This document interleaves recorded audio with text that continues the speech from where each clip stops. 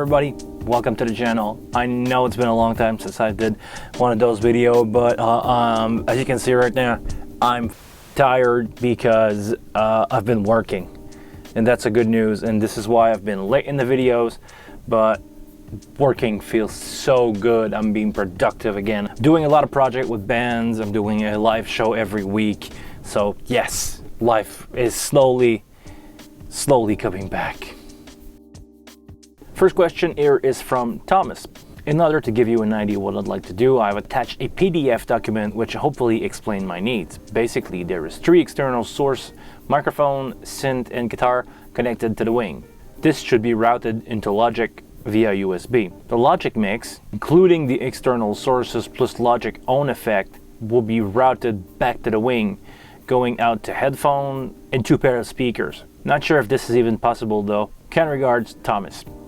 I want to answer that question over a video because I think it will be helpful for you to understand what are the options here. Your setup to me seem really simple. I think you want to use the wing as a audio interface. You basically want to send your track into Logic over USB 1, 2, and 3, and you said that you want to apply some effect from Logic there. So really easy. Just use the wing like any other interface. Set your gain for your input, send that into Logic, channel 1, 2, and 3. What you want to do in Logic is to create the amount of input that you need. On your PDF here, it says that you have a mono microphone, stereo synth, stereo guitar going into Logic. So you would need 3 track, but you would need 2 of them to be stereo.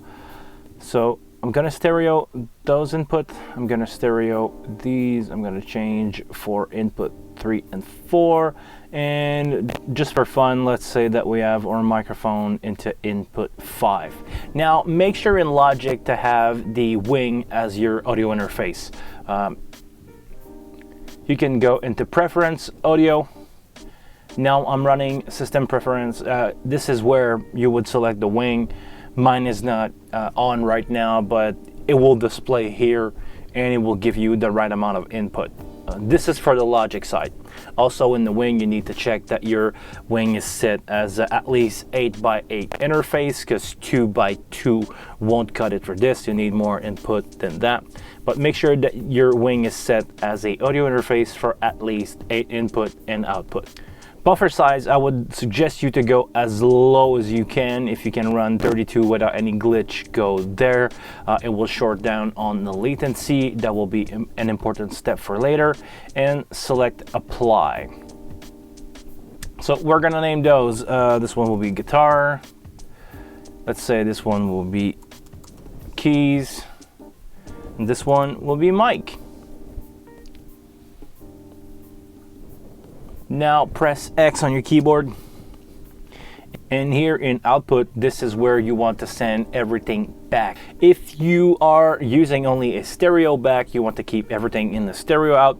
If you want to use multiple output and mix everything on the wing itself, you would go into output. Let's say use 1 and 2, which will be your first stereo output for your guitar.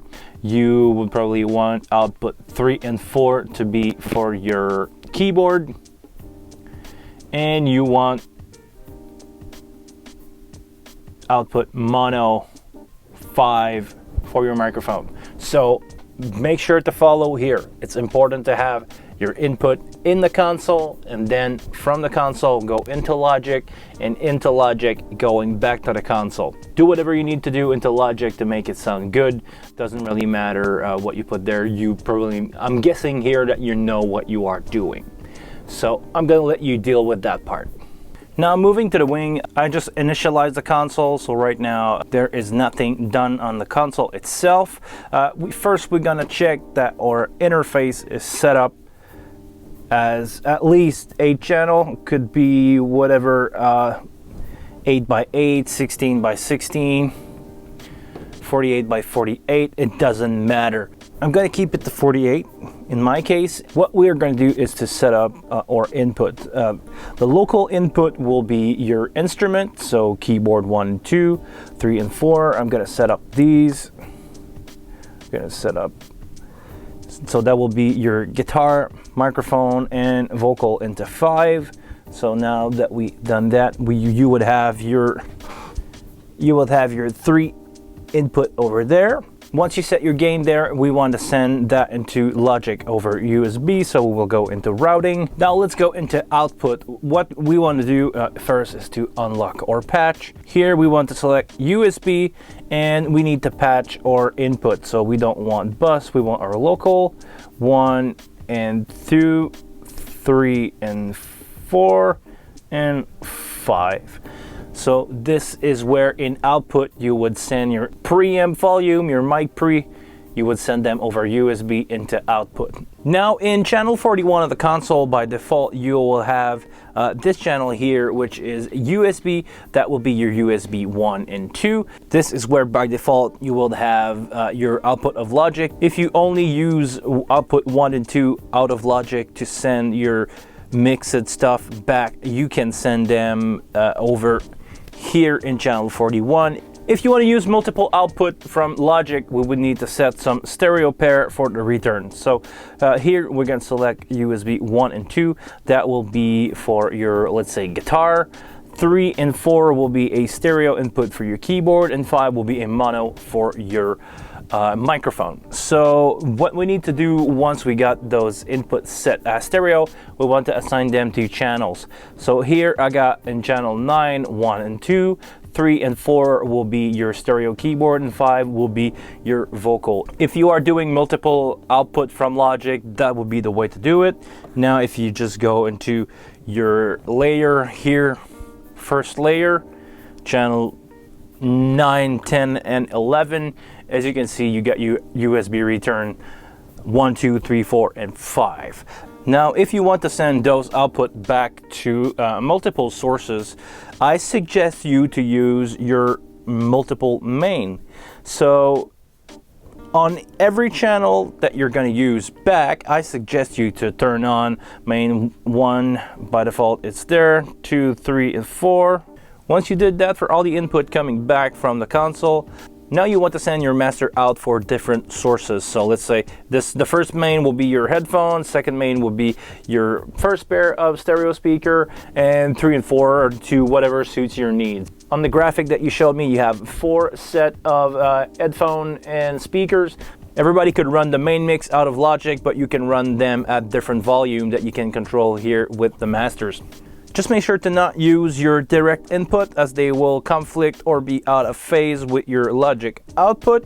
So turn them down, and just to be sure, take them off of the master. That way you can accidentally hit a fader and it won't go to your headphone or your mixes. You can also do separate mixes for your headphone if you want to over auxiliary. And before I forget, in your output section, routing, you want to select output, you want to go here, select local out, and this is where you will assign your main out. Let's say 1, 2, 3, 4, 5, 6, 7, and 8.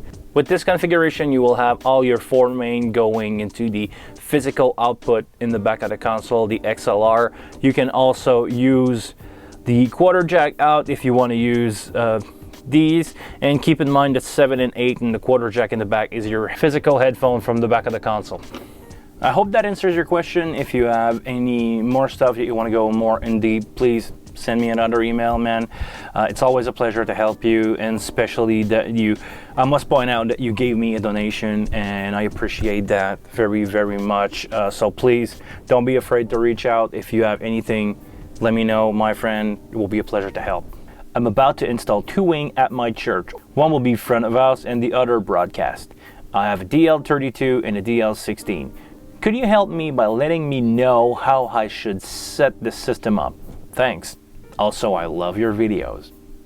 Jay, actually, I answered you on Facebook, but I want to go a little deeper with that because it's really hard over Facebook to explain some stuff that is sometimes way easier to just talk. What you want to do is to daisy chain your stage box, your DL32 into the DL16, and from there you want to go into the AES50 port A of your wing. That will give you 48 channel that you can control from your first console. Let's say it's your front of house. That console will take care of the gain for that single line over AES-50.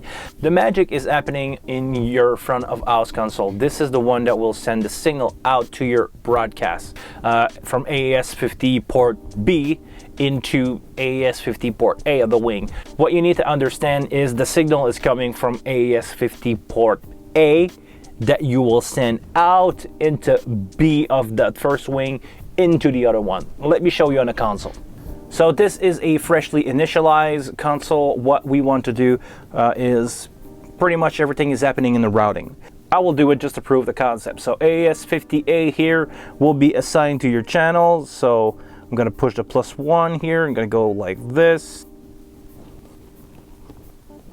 Now the 48 input of AES-50A are gonna be your main channel. From there, you can do front of house, you can set your gain, you can do your stuff. Now for your broadcast console, we need to go into output and we need to go into output AES-50B.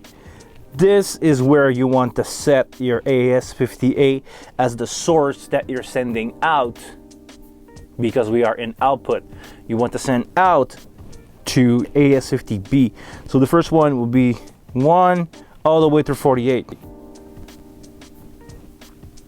Just make sure to set your other wing as AES-50A for sources, and that should be good. On a side note, what you need to do is to set your sync right for this to work. So in setup here, audio sync AES-50A on your second wing and local internal on the first one.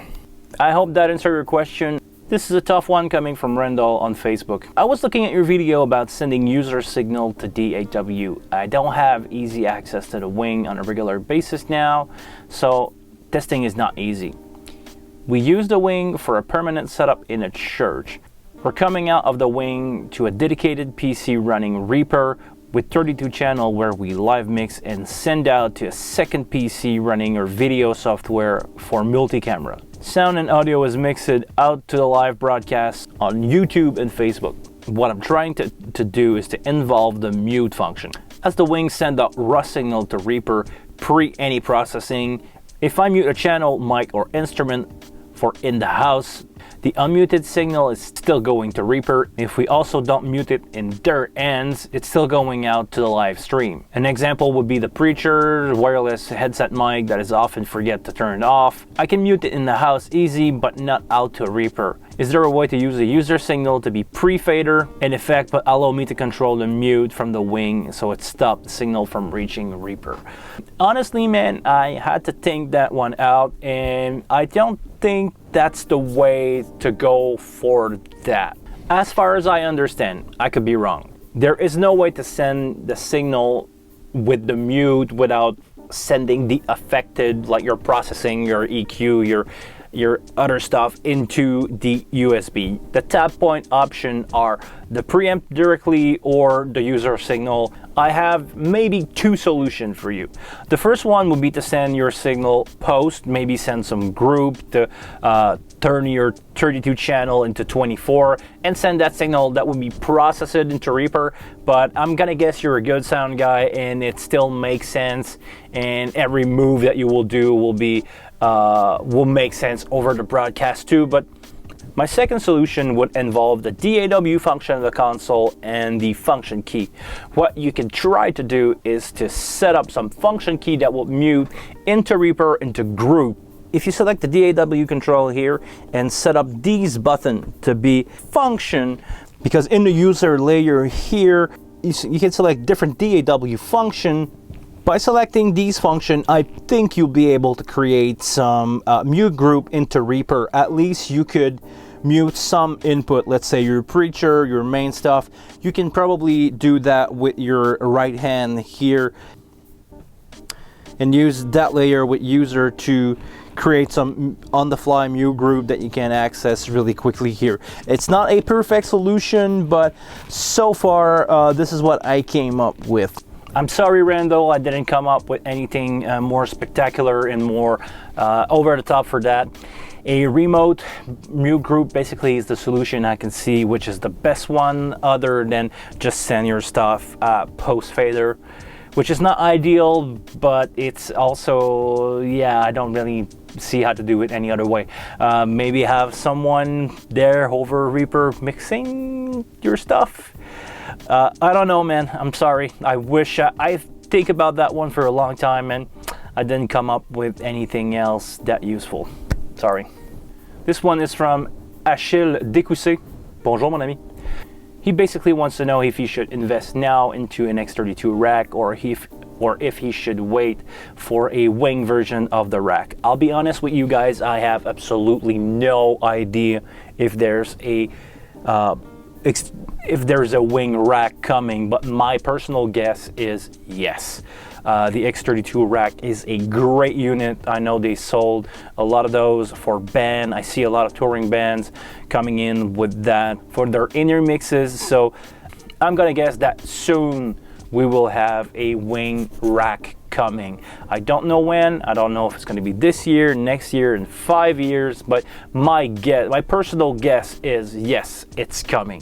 It's just give it some time, and yeah, nobody know when. So you know Behringer, they listen. So if you want to have a rack version of the wing, leave a comment below. Though I know those guys listen to my channel, so maybe they will see this, and the more we ask for it, the more they will see a selling potential, and the more they will make one. So it's up to you guys to create the hype and ask them for a wing version of the processing of the wing. Next live stream will be Monday, like I try to do every Monday from now on at 1 p.m. Eastern time.